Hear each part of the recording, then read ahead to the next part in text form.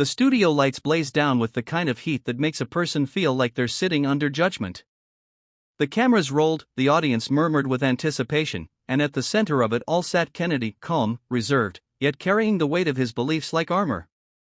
Across from him, with her commanding presence and quick wit, was Whoopi Goldberg. The panel had been heated from the very start, but no one could have predicted how quickly the discussion would turn into something unforgettable. "Let me just say this," Whoopi leaned forward, her voice sharp and unapologetic. "Your so-called values sound like they belong in a dusty history book.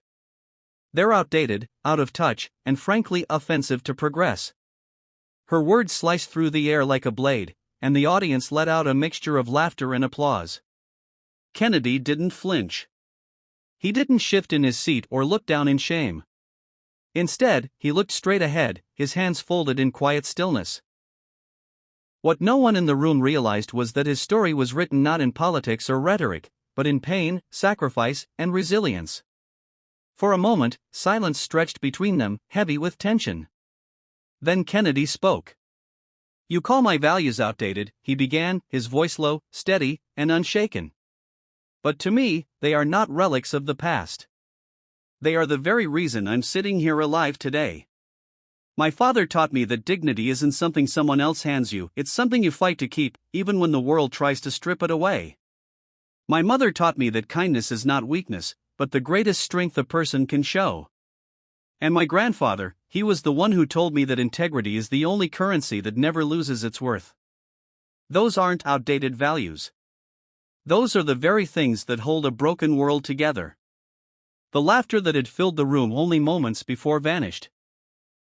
The audience leaned in, the weight of his words settling like truth on their shoulders. Whoopi opened her mouth, ready to fire back, but Kennedy wasn't finished. His tone deepened, carrying the quiet conviction of someone who had lived every word.